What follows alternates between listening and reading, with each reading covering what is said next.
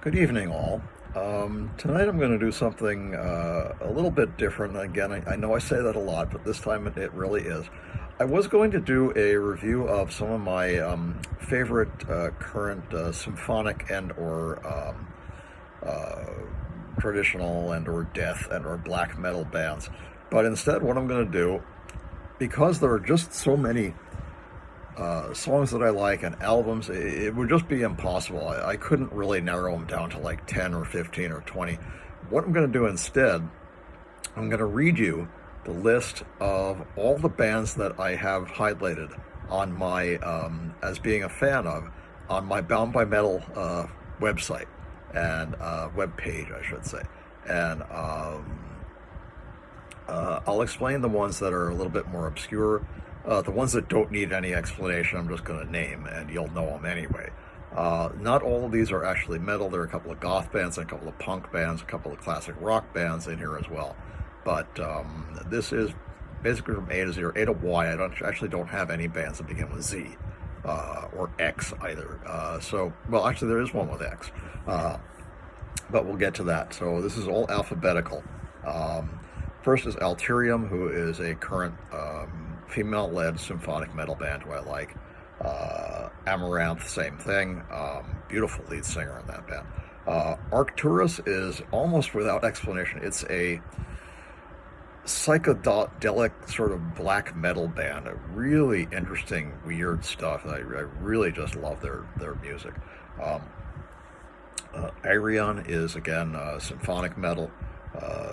Bathory is death metal, but it's also a NWOBHM, New Wave of British Heavy Metal band. If you watch, there's a Elaine video where Madeleine Legistom is wearing a Bathory t-shirt, which I thought was very cool. Bauhaus, which again is not metal, it's goth. Their iconic hit was Bela Lugosi's Dead, and they also did a really good version of David Bowie's Ziggy Stardust. And a lot of other great songs too. Bitch is a 1980s song, kind of S&M metal band led by the titular Betsy Bitch, who was a really, a very sexy woman. And their principal song was a single, Be My Slave. Very kind of funny S&M metal, but really good too, actually. Black Sabbath needs no explanation. Blackbriar is another female-led symphonic metal band, really great, I think. Blue Oyster Cult, Burning Witches is my third favorite metal band these days. They're a traditional metal band led by the absolutely drop-dead gorgeous Laura Goldemont, who is Dutch. The rest of the band is Swiss. Was founded by their guitarist Romana Kukul. Also, features bassist Janine Grobe, who's a beautiful redhead. Guitarist Courtney Cox, who is also rather attractive, and drummer is named Lala. I can't remember her last name. And then Romana is, like I said, the lead guitarist. Courtney is the rhythm guitarist. Really terrific band. They just came out with a new album, Inquisition, and I highly recommend. Every single song on it is fantastic. Really great band. Butcher Babies with the gorgeous Carla Harvey. Great, again, a great female-led, not symphonic, but traditional metal band. Cannibal Corpse is, of course, dark, symphonic, almost horror metal, as it were. Kirith Ungol is a more traditional metal band named after a place in one of Tolkien's books. They also did they've done some Elric songs and songs about Moorcock's characters, which I like. Cobra Spell stars the absolutely drop-dead gorgeous bassist Sonia Anubis, who was also in Burning Witches at one time, and also another band. Really great, terrific bassist. Compressor Head is a band made completely of robots, and I kid you not. And they do things like they do covers of Judas Priest songs. They do a cover of Ace of Spades, which is really great. They're all programmed, to do this. You should watch a couple of their videos because it's really kind of amusing, a little bit scary too. Crimson Sun is a recent female-led symphonic metal band that I discovered, and I really like. I've only heard like 3 or 4 of their songs, but they're all really good and very memorable. Lead singer has a very gorgeous voice. Crystal Viper is more traditional metal. Again, female lead singer with a very sultry, sexy voice. Dark Tranquility is almost impossible to describe, just like Arcturus. They're similar, and I really like their album Projector, which I recommend. Dark Throne, a little bit more doom metal. Deep Purple needs no explanation. Delane, who I saw in March, great symphonic metal band. Dio, Ronnie James Dio was one of the greatest of all time, and I need not mention, all of his hits, but of course Last in Line and Holy Diver and many others. Man on the Silver Mountain, with Rainbow, with Black Sabbath, and with his own recording company. Dragon Force is a British dark metal band, really quite good, almost like mythic metal. Edge of Paradise is my absolute favorite. They're hard to define. They're not really symphonic metal. They're not really anything. Edge of Paradise is just Edge of Paradise. They do a lot of great songs, like they do a cover of The Who's Love, Rain O'er Me. They do a cover of Welcome to the Jungle. They do their own individual stuff, and I saw them again. The principal reason I went to that concert in March was not to see the main band, Delane. It was to see Edge of Paradise live. And they did a lot of great songs from their new album, Prophecy, which again, I recommend. Every single song is a masterpiece.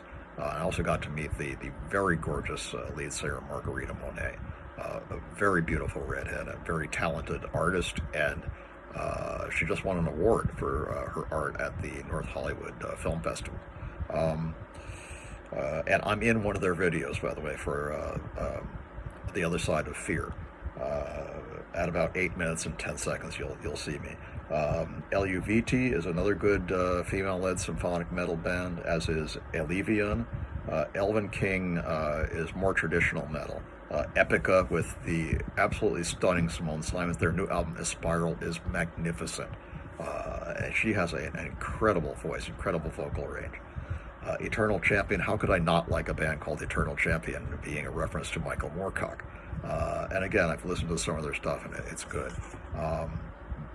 Exit Eden, another good symphonic metal band. Frozen Crown, another great female-led symphonic metal band, as is Ghost. Girl School is a traditional metal band, which was really good. I love Please Don't Touch, what they did with Lemmy of Motorhead. Goddess of Desire is a little bit hard to describe. Just go out and listen to some of their stuff. Hell's Throne is I believe it's Swedish or Swiss heavy metal symphonic metal band. Hellcats are another symphonic metal band from Slovenia, who are like 4 total knockout blondes, and they're all really good. I really like their stuff. I'm going to get one of their t-shirts. Iced Earth is another NWOBHM band, who I really like. I heard a couple of their Black Sabbath covers on NIB, which is a recording done by other artists of Black Sabbath songs I really liked. There are 2 of those out of this, NIB 1 and NIB 2. Immortal Guardian is, again, more kind of doom metal, dark metal. Imperial Age is a Russian symphonic metal band who are really terrific. They've got a great lead singer, and they got 2 lead singers, a male and a female. They're both really good, particularly the female, Jane Moyasiva, who's also very beautiful. Iron Maiden needs no explanation. Judas Priest needs no explanation. Catatonia is kind of dark symphonic metal. Cobra and the Lotus, again, darker symphonic metal, but really good. Leaves Eyes is more traditional symphonic metal. Lita Ford needs no explanation. Megadeth needs no explanation. Metal Light is kind of metalcore, I think is what they call it. Metallica, of course. Mortimia is female-led symphonic metal, and Margarita Monet has done a couple of songs with them as well. Motley Crue needs no explanation. My Black Light is a German, I think, symphonic metal band who I just recently discovered. Metalcore is really interesting. They're kind of like fantasy metal. I can't. It's very difficult. They're like Viking slash fantasy slash epic fantasy kind of metal. Really, really good. Again, the lead singer is very beautiful. Um, Nightwish, I don't needs no explanation. I like both the lead singers. Fleur Jansen, who is probably the best symphonic metal singer, trained as an opera singer, and she's 6 feet tall, gorgeous, sexy, has a voice that's incomparable. Uh, and Tarja Turunen, who is also not as tall, but equally beautiful, and her voice is absolutely stunning. Only Tarja could sing Christmas songs and make them sound sexy, and she does. Uh, but she was very good as the lead singer of Nightwish and with her own stuff. Nocturna is a female-led symphonic metal band who I really like. They got two very beautiful lead singers, Red and Still Night, and oh come on, my brain is freezing up on me again here. Anyway, two really good band.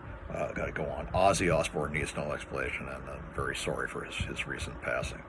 One of my heroes. Pantera, again, needs no explanation. Paradise Lost is symphonic dark metal, as is Parhelion, who's, I believe, a Greek symphonic metal band. Phantom Elite, another good symphonic metal. Pirate Queen is basically pirate metal. It's really funny. It's kind of a great female-led pirate metal band. Queensryche needs no explanation. Rock Goddess is a band from the 1980s. I loved their version of Gary Glitter's Didn't Know I Love You Till I Saw You Rock and Roll. Really, really, really, really great band. And they recently reformed, so they're still around. Rotting Christ, again, NWMOBHM, great band. Sabaton is a, I believe, Swedish band, and Fleur Jansen is married to the drummer of Sabaton. His name is Hannes. Lucky guy. Secret Rule is more dark metal. Sepultura is a doom metal band from Brazil who I really love, and they did a kick-ass version of Black Sabbath's Symptom of the Universe on that NIB album, the first one. Serenia, again, female-led symphonic metal band, really good. Skid Row needs no explanation. Sky Tribe is a German symphonic metal band who I just recently discovered. Again, gorgeous blonde lead singer. Snow White Blood is dark metal, but symphonic, but a little bit darker. Symphony X needs no explanation. Spinal Tap needs no explanation, but these go to 11. T-Rex, not metal, but a great band. Tarja by herself, her solo career. The Iron Maidens are an all-female band who does Iron Maiden hits, and they're really, really good. Tigers of Pantang is another NWOBHM band, which starred, amongst others, the magnificent John Sykes, who went on to play with Thin Lizzy and Whitesnake and also Blue Murder, and he also had his own solo career. Really fantastic guitarist, and they do some great hits. I always thought that the song Stormlands, which was on Crazy Nights, was kind of a hidden Elric song. Tigers of Pantang is a reference to Elric. It comes from the novel Stormbringer, in which Moorcock mentions that on the island of Pantang, the Sorcerer's Island, where Elric's nemesis Theleb Karna lives, there are sorcerers who use the quote-unquote hunting tigers, that's Tygers of Pantang. So that's where they took the name. The Ramones need no explanation, a great punk band. Unleash the Archers is a very interesting, again, I don't really know how to categorize them. They're sort of mythic metal and like Robin Hood metal almost. That's one of the ways I can. There's symphonic, but not traditional symphonic metal. Interesting band. Visions of Atlantis with the gorgeous Clementine Delaunay needs no explanation. Wavod is a French kind of industrial metal band. I really like their stuff. It's very futuristic and dark and dystopian. I really, really recommend almost everything they've done. White Lion is more traditional metal. Whitesnake needs no explanation. Winter in Eden is, again, symphonic metal. I think it's German, I'm not sure. Witch Sorrow is an all-girl symphonic metal band, really good. Within Temptation needs no explanation. Xandria, who again I saw at that same concert in March, needs no explanation. Great symphonic metal band, fantastic, from Germany. Yggdrasil is like Viking metal, sort of. Yggdrasil is the world tree in Viking mythology, and a lot of their songs kind of refer to Vikings. A little bit dark too, but really good, very Black Sabbath-esque, and that's a compliment coming from me. And last on the list is the incomparable Yngwie Malmsteen, who unfortunately passed away. One of the greatest speed metal, thrash metal shredders of all time. And that's my list so far. Like I said, there's no Z's, but a little bit of an explanation of each one of them. Again, I'm not going to recommend any specific albums other than the ones I've already recommended, but just go out and listen to these bands and you won't regret it.